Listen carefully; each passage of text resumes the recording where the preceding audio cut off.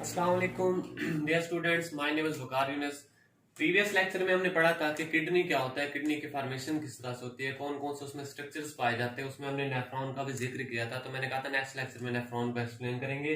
तो इस लेक्चर में हम बताएंगे कि नेफ्रॉन होता क्या है, कौन कौन सी उसकी टाइप्स होती हैं और क्या उसका स्ट्रक्चर कैसा होता है, उसमें क्या क्या चीजें पाई जाती है और उसमें यूरिन की फॉर्मेशन कैसे होती है। ये सारा कुछ हम इस लेक्चर में डिस्कस करेंगे। ये बहुत इंपॉर्टेंट लेक्चर, इसलिए इसको तवज्जो से सुनिएगा।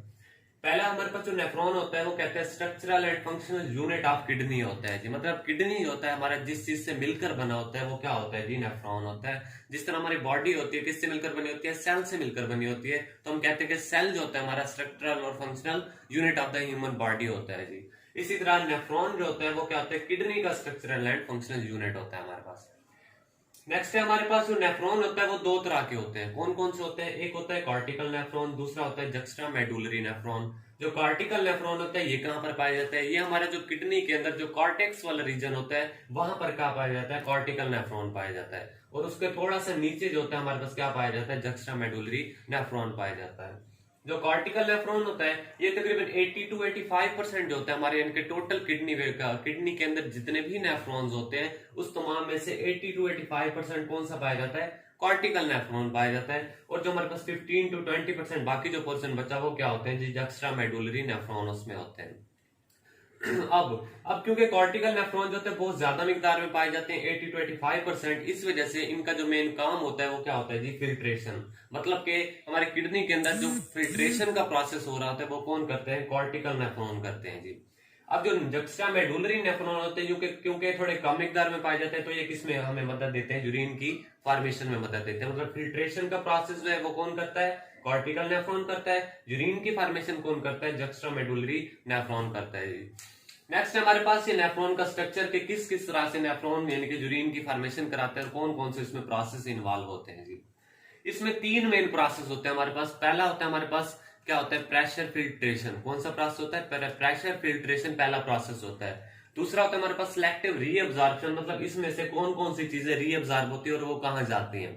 तीसरा होता है हमारे पास ट्यूबुलर सेक्रीशन, मतलब ये हमारे पास जो ट्यूब्स बनी हुई है इन ट्यूब्स से कौन कौन सी चीजें सेक्रेट होती हैं, कैसे होती हैं, ये सारा कुछ हम इसमें पढ़ेंगे। ये तीन मेन काम होती हैं, प्रेशर फिल्ट्रेशन, और हमारे पास होता है जी सिलेक्टिव रीअब्जॉर्प्शन, तीसरा होता है ट्यूबुलर सेक्रेशन। तो फर्स्ट ऑफ ऑल हम जिक्र करते हैं कि नेफ्रॉन का स्ट्रक्चर के बारे में कि ये होता क्या है। ये आपको जो गोल है यानी कि चांद की तरह या कप शेप स्ट्रक्चर नजर आ रहा है, ये क्या होता है जी, इसको हम कहते हैं जी बोमेन्स कैप्सूल। ये जो हमारे पास कप शेप स्ट्रक्चर है इसको हम नाम देते हैं जी बोमेन्स कैप्सूल। बोमेन कैप्सूल इसको क्यों कहते हैं, क्योंकि बोमेन्स एक साइंसदान था जिसने ये स्ट्रक्चर दरियाफ्त किया था, इसी वजह से उसके नाम पर इसका यानी कि नाम रखा गया है बोमेन्स कैप्सूल। अब ये आपको ग्रीन कलर की जो अंदर गेंदनुमा स्ट्रक्चर नजर आ रहे हैं, गुब्बारे नुमा स्ट्रक्चर नजर आ रहे हैं, इसको हम नाम देते हैं जी ग्लोमेरुलस।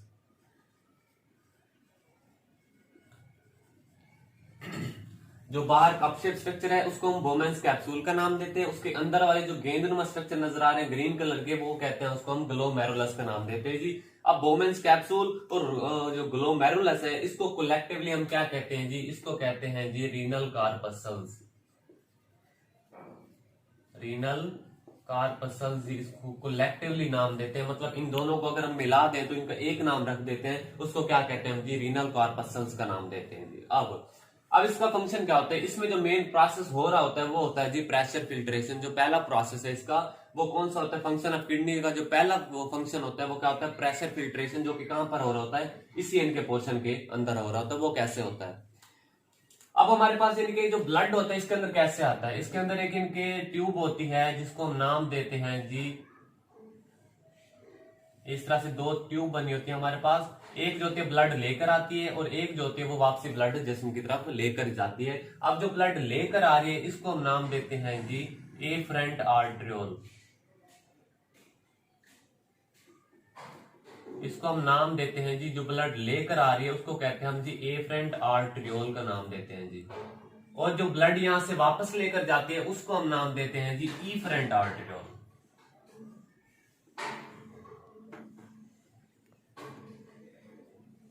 अब ये कुछ स्टूडेंट होते हैं जो कि भूल जाते हैं कि ए फ्रंट कौन सी होती है, ई फ्रंट कौन सी होती है, तो इस तरह से याद रख सकते हैं आप। एफरेंट मतलब ए से क्या मुराद है, अंदर आना, मतलब कि ब्लड को ये अंदर लेकर आती है, इस बोवेंस कैप्सूल के अंदर लेकर आती है। इफरेंट का क्या मतलब, ई से मतलब एग्जिट करना, एग्जिट करना मतलब बाहर निकालना। तो इफरेंट का क्या मतलब, वो वहां से ब्लड जो होती है साफ होने के बाद दोबारा क्या करते हैं, उसको हार्ट के पास भेज देती है। तो ये होता है एफरेंट आर्ट्रियोल और इफरेंट आर्ट्रियोल, जो कि ब्लड को लेकर आती है और साफ होने के बाद दोबारा उसको वापस लेकर जाती है। तो ये हमारे पास 2 आर्ट्रियोल होती है। अब क्योंकि ये एफरेंट आर्ट्रियोल उसको लेकर आते हैं, तो ये कैसे लेकर आते हैं, जब हमारा हार्ट जो होता है वो पंप करता है, ऐसे ऐसे पंप करने के नतीजे में प्रेशर के साथ वो होता है ब्लड आता है। प्रेशर के साथ ब्लड क्या होता है, एफरेंट आर्ट्रियोल से आता है और कहां आ जाता है, ग्लोमेरुलस की वॉल्स के अंदर आ जाता है। अब ये जो बोमेन कैप्सूल है, इसकी जो अंदर वाली दीवार होती है ये क्या होती है, पोरस होती है। क्या होती है जी, पोरस, मतलब इसमें छोटे छोटे ऐसे सुराख बने होते हैं जी, जिसकी मदद से हम फिल्ट्रेशन का प्रोसेस करते हैं। जैसे ही यहाँ से ब्लड जो होता है प्रेशर के साथ आता है, तो ये वाला जो पोरस सुराख है, इसमें से वो जो ब्लड होता है, वो जो फ्लूइड होता है, वो कहां पर आ जाता है, बोमेन कैप्सूल के अंदर आ जाता है जी। बोमेन्स कैप्सूल जैसे ही एफरेंट आर्ट्रियोल से प्रेशर के साथ ब्लड आता है, तो इस जाली में से गुजरकर इस जो हमारे पास पोरस सुराख होते हैं, इसमें से गुजरकर कहां पर आ जाता है, बोमेन्स कैप्सूल के अंदर आ जाता है। और वो कहां से गुजर कर आ रहा है, ग्लोमेरुलस से गुजर कर आ रहा है। चूंकि ये अब फिल्ट्रेट हो चुका है, क्या हो चुका है, फिल्ट्रेट, मतलब यहां से फिल्टर होकर नीचे आ गया, तो इसको फिल्ट्रेट का नाम बोलते हैं। और ये ग्लोमेरुलस से गुजर कर आ रहा है, इस वजह से इसको नाम देते हैं जी, ग्लोमेरुलर फिल्ट्रेट का नाम देते हैं जी, ग्लोमेरुलर फिल्ट्रेट का नाम देते हैं इसको। ये था हमारे पास पहला प्रोसेस, जो कि क्या कहलाता है जी, प्रेशर फिल्ट्रेशन। अब प्रेशर फिल्ट्रेशन क्यों का है, क्योंकि प्रेशर के साथ ब्लड आता है और यहां से फिल्टर हो जाता है, इसी वजह से उसको नाम दिया हमने प्रेशर फिल्ट्रेशन का। अब नेक्स्ट हमारे पास कौन सा स्ट्रक्चर आ रहा है, ये ट्यूबुलर स्ट्रक्चर अब स्टार्ट हो गया है। ये जो हमारे पास ट्यूबुलर स्ट्रक्चर है, इस ट्यूबुलर स्ट्रक्चर को हम क्या नाम देते हैं जी, इसको हम नाम देते हैं जी प्रॉक्सिमल कन्व्यूलेटेड ट्यूब्यूल्स का नाम देते हैं जी। ये जो हमारे पास ट्यूबुलर स्ट्रक्चर है, इसको हम क्या नाम देते हैं, प्रॉक्सिमल कन्व्यूलेटेड ट्यूब्यूल्स का नाम देते हैं। अब इसका काम क्या होता है जी, अब ये जो ग्लोमेरुलर फिल्ट्रेट होता है, अब ये क्या करता है जी, ये मूव करके कहां पर आ जाता है, इस प्रॉक्सिमल कन्व्यूलेटेड ट्यूब्यूल के अंदर आ जाता है। अब जो ये फिल्ट्रेट है, जब प्रॉक्सिमल कन्व्यूलेटेड ट्यूब्यूल के अंदर आएगा, तो यहाँ पर कौन सा अमल होता है, सिलेक्टिव रीअब्जॉर्प्शन का अमल होता है। और इसमें क्या क्या चीजें हमारे पास रीअब्जॉर्ब हो रही होती है, इसमें हमारे पास 67% जो होता है जी, ये वाटर रीअब्जॉर्ब होता है जी। इसमें कुछ जो होते हैं हमारे पास पोटाशियम आयंस, वो भी रीअब्जॉर्ब हो जाते हैं। हमारे पास इसमें ग्लूकोज जो होता है ये रीअब्जॉर्ब हो जाता है 100%। उसके बाद हमारे पास इसमें अमाइनो एसिड्स, ए से मुराद अमाइनो एसिड्स, अमाइनो एसिड्स भी क्या होते हैं, यहाँ पर क्या होते हैं, रीअब्जॉर्ब हो जाते हैं। उसके अलावा कुछ जो होते हैं हमारे पास बाइकार्बोनेट्स जो होते हैं, HCO3 नेगेटिव, ये भी क्या होते हैं, यहाँ पर रीअब्जॉर्ब हो जाते हैं। अब ये जो फ्लूइड हमारे अंदर ग्लोमेरुलर फिल्ट्रेट है, जब प्रॉक्सिमल कन्व्यूलेटेड ट्यूब्यूल के अंदर आता है, तो ये तमाम चीजें 67% वाटर हो गया, पोटाशियम आयंस हो गए, ग्लूकोज हो गया, अमाइनो एसिड्स हो गए और बाइकार्बोनेट्स हो गए, ये तमाम चीजें क्या होती हैं जी, इसके अंदर प्रॉक्सिमल कन्व्यूलेटेड ट्यूब्यूल के अंदर ये तमाम चीजें क्या हो जाती हैं जी, रीअब्जॉर्ब हो जाती हैं। क्या हो जाती हैं जी, रीअब्जॉर्ब हो जाती है। अब नेक्स्ट क्वेश्चन ये आता है कि ये जो तमाम चीजें यहाँ से रीअब्जॉर्ब हो गई हैं, ये जाती कहां पे है। अब ये जो हमारे पास इफरेंट आर्ट्रियोल है, ये जहां से आते हुए यहाँ पर एक नेटवर्क ऑफ कैपिलरीज बना लेती है जी। क्या बना लेती है जी, नेटवर्क ऑफ कैपिलरीज बना लेती है। अब क्या होता है अब ये जो तमाम चीजें हमारे पास यहाँ से रीअब्जॉर्ब हुई हैं, ये तमाम चीजें क्या होंगी, इन कैपिलरीज के अंदर चली जाएंगी और फिर इन कैपिलरीज से कहां पर चली जाएंगी, हमारे ब्लड के अंदर चली जाएंगी। क्योंकि ये तमाम चीजें हमारे जिस्म को क्या होती है, ब्लड को जरूरत होती है, इस वजह से ये तमाम चीजें रीअब्जॉर्ब होकर उस फिल्ट्रेट में से तमाम चीजें रीअब्जॉर्ब होंगी। रीअब्जॉर्ब होने के बाद कहां चली जाएंगी, इन कैपिलरीज के अंदर चली जाएंगी। फिर कैपिलरीज से इफरेंट आर्ट्रियोल की मदद से कहां चली जाएंगी, हमारे हार्ट के पास, हमारे जिस्म के पास चली जाएंगी। नेक्स्ट अब क्या आ जाता है, नेक्स्ट हमारे पास आपको क्या है, ये यू शेप जो आपको स्ट्रक्चर नजर आ रहा है, इसको हम नाम देते हैं कि लोब ऑफ हेनले का नाम देते हैं। ये जो आपको यू शेप स्ट्रक्चर नजर आ रहा है, इसको हम नाम देते हैं जी लोब ऑफ हेनले का नाम देते हैं। अब आपको ये दो तरफ नजर आ रहा है, एक जो नीचे की तरफ आ रही है नाली और दूसरी जो ऊपर की तरफ जा रही है नाली। जो नीचे की तरफ नाली आ रही है, इसको हम कहते हैं जी descending lobe of Henle. Descending कहते हैं जो नीचे की तरफ आ रही होती है। अब ये जो नीचे की तरफ नाली आ रही है, इसको हम किसका नाम देते हैं, डिसेंडिंग लोब ऑफ हेनले का नाम देते हैं। और ये जो ऊपर की तरफ नाली जा रही है, इसको हम कहते हैं जी असेंडिंग लोब ऑफ हेनले कहते हैं जी। ठीक हो गया। ये नीचे की तरफ आ रही है डिसेंडिंग लोब ऑफ हेनले हो गई, जो ऊपर की तरफ जा रही है वो असेंडिंग लोब ऑफ हेनले होगी। अब ये जो फिल्ट्रेट है कहां पर आ जाता है जी, इस लोब ऑफ हेनले के अंदर आ जाता है जी। ये सारा फिल्ट्रेट क्या होता है, इस लोब ऑफ हेनले के अंदर आ जाता है जी। अब यहाँ पर क्या होता है, यहां से हम दोबारा से क्या करते हैं, यहां से इस डिसेंडिंग लोब में से हम दोबारा से क्या करते हैं जी, जो H2O वाटर होता है उसको दोबारा से क्या करते हैं, रीअब्सॉर्ब कर लेते हैं। और ये रीअब्सॉर्ब क्यों करते हैं ये मैं आपको इस असेंडिंग लिंब के अंदर बताता हूं। अब जब ये फिल्ट्रेट यहां से गुजरता हुआ कहां आ जाएगा, असेंडिंग लूप ऑफ हेनले में आ जाएगा, तो यहां पर क्या लगे होते हैं, यहां पर हमारे पास सोडियम के पंप्स लगे होते हैं। क्या लगे होते हैं, सोडियम के यहाँ पर पंप्स लगे होते हैं। और इन पंप्स का काम क्या होता है जी, इस असेंडिंग लिंक में हमारे पास क्या होता है, ये सोडियम के पंप्स लगे होते हैं जो कि क्या करते हैं, यहाँ से सोडियम आयन जो होता है उसको यहाँ से बाहर रिमूव कर देते हैं। क्या कर देते हैं जी, सोडियम आयन को यहाँ से बाहर रिमूव कर देते हैं, क्योंकि सोडियम आयन की हमारे जिस्म को जरूरत होती है। तो क्या करते हैं, इस यहाँ से सोडियम आयन को बाहर रिमूव कर लिया जाता है। कहां से, असेंडिंग लूप ऑफ हेनले जो होती है वहां से सोडियम आयन को बाहर रिमूव कर जाता है। तो ये सारे सोडियम आयन जो होते हैं यहाँ पर क्या आ जाते हैं, बाहर की तरफ आ जाते हैं। अब आप देख रहे हैं क्योंकि बहुत ज्यादा मिकदार में सोडियम आयन जो यहाँ से बाहर निकल रहे हैं, तो सोडियम आयन की कंसंट्रेशन जो है वो बाहर क्या है, ज्यादा है, और इस फ्लूइड के अंदर क्या हो गई है, कम हो गई है। सेम इसी तरह जो पानी की कंसंट्रेशन है वो इस फ्लूइड के अंदर ज्यादा है और बाहर की तरफ कम है। तो बाहर जो हमारे पास कैसा हाइपोटोनिक कंडीशन आ जाएगी। हाइपोटोनिक कंडीशन में ये होता है कि सोडियम आयन कंसंट्रेशन ज्यादा हो गई है और उसके अलावा जो पानी की कंसंट्रेशन है वो क्या हो गई है, कम हो गई है। तो पानी इधर सोडियम पानी की कमी को पूरा करने के लिए क्या करते हैं, इस डिसेंडिंग लिंब से दोबारा से पानी को एब्जॉर्ब कर लिया जाता है, ताकि वो सोडियम आयन के साथ मिले और उसकी कंसंट्रेशन को आइसोटोनिक कर दे, उसको बराबर बराबर कर दे।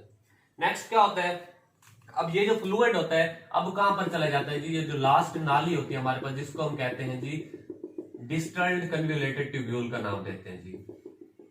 डिस्टल्ड कहते हैं आखिरी किनारा, मतलब कि ये जो नाली होती है इसको हम कहते हैं जी डिस्टल्ड कन्वोल्यूटेड ट्यूब्यूल्स का नाम देते हैं जी।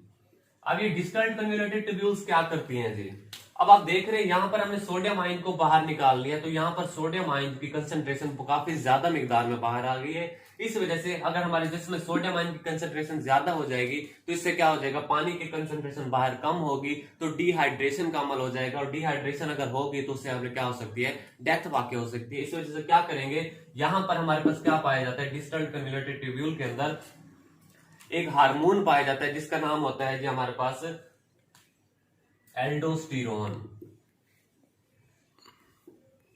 एल्डोस्टेरोन एक हार्मोन होता है जो कि कहां पर पाया जाता है, डिस्टल्ड कन्वोल्यूटेड ट्यूब्यूल के अंदर पाया जाता है। अब इसका काम क्या होता है, ये क्या करता है जी, इनटेक ऑफ सोडियम आयन। ये जो सोडियम आयन जो कि यहाँ पर एक्स्ट्रा मिकदार में हमारे पास चले गए हैं, जितने जिस्म के जरूरत होंगे वो वापस ले लिए जाएंगे, जो एक्स्ट्रा मिकदार में होंगे वो क्या करेगा, एल्डोस्टेरोन होगा, वो उन एक्स्ट्रा जो होगा हमारे पास सोडियम आयन उनको यहाँ से इनटेक करेगा और इनटेक करके दोबारा इस फ्लूइड के अंदर शामिल कर देगा। क्यों शामिल कर देगा, मैंने आपको बताया अगर सोडियम आयन की कंसंट्रेशन ज्यादा हो जाएगी तो वो हमारी डेथ का सबब बन सकता है। इसी वजह से यहाँ से एल्डोस्टेरोन जो होता है उसकी मदद से सोडियम आयन को इनटेक कर लिया जाता है और दोबारा इस फ्लूइड के अंदर शामिल कर दिया जाता है जी। अब यहाँ पर ये जो हमारे पास डिस्टल्ड कन्वोल्यूटेड ट्यूब्यूल है, यहाँ पर हमारे पास क्या पाए जाते हैं जी, एपिथेलियम पाए जाते हैं। क्या पाए जाते हैं, एपिथेलियम पाए जाते हैं। इस नीचे वाली जो दीवार होती है यहाँ पर एपिथेलियम पाए जाते हैं जी। अब इन एपिथेलियम का काम क्या होता है जी, इनको हम नाम देते हैं जी एपिथेलियम। अब इन एपिथेलियम का काम क्या होता है, ये एपिथेलियम जो होती है ये हाइड्रोजन आयन को खारिज करती है। क्या खारिज करती है, हाइड्रोजन आयन को खारिज करती है, ताकि क्या कर सके, ये जो फ्लूइड है उसकी पीएच को मेंटेन कर सके जी। क्या कर सके, उसकी पीएच को मेंटेन कर सके। अब ये जो फ्लूइड होता है इसकी पीएच हमें पता नहीं होती ज्यादा है या कम है, तब ये क्या करता है, ये जो एपिथेलियम पाया जाता है ये उस फ्लूइड की पीएच को क्या करता है, मेंटेन करता है। अगर ज्यादा है तो उसको नॉर्मल पे ले आता है, कम है तो फिर भी उसको नॉर्मल पर लेके आता है। अब नेक्स्ट हमारे पास जो आता है वो क्या है, हमारे पास लास्ट जो है कलेक्टिंग डक्ट आ जाता है। कलेक्टिंग डक्ट का क्या मतलब हुआ, कलेक्टिंग मतलब जमा करना, डक्ट मतलब नाली, मतलब वो नाली जो इस तमाम फ्लूइड को क्या कर लेते हैं, कलेक्ट कर लेते हैं, उसको क्या नाम देते हैं हम, कलेक्टिंग डक्ट का नाम देते हैं जी। इसको नाम देते हैं, जब हम कलेक्टिंग डक्ट का नाम देते हैं। इसमें क्या होता है कि जो तमाम फ्लूइड होता है जो यहाँ से गुजर कर कहां पर जाता है, कलेक्टिंग डक्ट के अंदर जाता है और यहाँ पर क्या हो जाता है जी, स्टोर हो जाता है। अब अगर हम एक कंडीशन होती है जिसे हम फास्ट की कंडीशन कहते हैं, मतलब जब हम रोजे की हालत में होते हैं तो आपको पता है हमारे जिस्म में पानी की क्या हो जाती है, बहुत ज्यादा कमी हो जाती है। तब क्या होता है, तब ये जो कलेक्टिंग डक्ट होती है यहाँ पर एक हार्मोन पाया जाता है, उसका नाम क्या होता है जी, ADH। उसका नाम होता है जी ADH, anti diuretic hormone. ADH का क्या मतलब होता है, एंटी डाइयूरेटिक हार्मोन। अब ये हार्मोन क्या करता है जी, यहाँ से दोबारा से वाटर की रीअब्जॉर्प्शन करता है। कब करता है, मैंने अभी आपको बताया जब हम फास्ट की कंडीशन में होते हैं, रोजे की कंडीशन में होते हैं, जब हमारे पास पानी के जिस्म के अंदर कमी हो जाती है, तब ये क्या करता है, कलेक्टिंग डक्ट के अंदर एक हार्मोन होता है जिसका नाम होता है ADH, एंटी डाइयूरेटिक हार्मोन। ये क्या करता है, यहाँ से वाटर को दोबारा से रीअब्जॉर्ब कर लेता है ताकि हमारे जिस्म के अंदर पानी की कमी जो है वो क्या हो सके, पूरी हो सके। जब पानी यहाँ से निकाल लिया जाएगा तो यहाँ पर जो यूरिन की फॉर्मेशन होगी वो कौन सा होगा, कंसंट्रेटेड यूरिन होगा। कौन सा यूरिन होगा, कंसंट्रेटेड यूरिन होगा। अब यानी कि क्या होगा, अब ये दोबारा से क्या होगा, ये यानी कि बाकी जो मटेरियल बच जाएगा वो क्या होगा, यूरेटर की मदद से कहां चला जाएगा, यूरिनरी ब्लैडर के अंदर चला जाएगा जी, और फिर यूरिनरी ब्लैडर से कहां चला जाएगा, यूरिथ्रा की मदद से जिस्म से क्या हो जाएगा जी, खारिज हो जाएगा जी। यहाँ पर यानी कि मैंने आपको बताया कलेक्टिंग डक्ट के अंदर सारा कुछ जमा हो जाता है। जब हम रोजे की हालत में होते हैं तो एंटी डाइयूरेटिक हार्मोन H2 की अब्जॉर्प्शन कर लेता है जी, ताकि पानी की कमी जिस्म में पूरी हो जाए। बाकी जो मटेरियल बचेगा वो हमारे पास क्या होगा, यूरिन होगा। मतलब यहाँ पर आकर हमारे पास यूरिन की फॉर्मेशन होगी है, जो यूरेटर की मदद से यूरिनरी ब्लैडर में जाएगा, फिर यूरिनरी ब्लैडर से क्या होगा, यूरिथ्रा की मदद से जिस्म से क्या हो जाएगा, खारिज हो जाएगा। तो ये था हमारा आज का टॉपिक। इसमें मैंने आपको बताया नेफ्रॉन होता क्या है, इसकी टाइप्स क्या होती है और वो किस किस तरह से काम करता है। तो किडनी के 3 फंक्शन मैंने बताया। पहला था हमारे पास प्रेशर फिल्ट्रेशन का, जो कि कहां पर हुआ, इस ग्लोमेरुलस और बोमेन कैप्सूल्स के अंदर हुआ। दूसरा हमारे पास सिलेक्टिव रीअब्जॉर्प्शन का मतलब कि कौन कौन सी चीजें हमने रीअब्जॉर्ब की है। तीसरा हमारे पास ट्यूबुलर सेक्रेशंस था कि कौन कौन सी चीजें इसमें निकल रही हैं। तो ये सारा टॉपिक है जो मैंने आपको एक्सप्लेन कर दिया है। अगर आपके इसमें से कोई भी क्वेश्चन है तो कमेंट्स में जरूर पूछें, इंशाल्लाह आपको समझ आई होगी। नेक्स्ट लेक्चर कल मिलते हैं इंशाल्लाह। अल्लाह हाफिज़।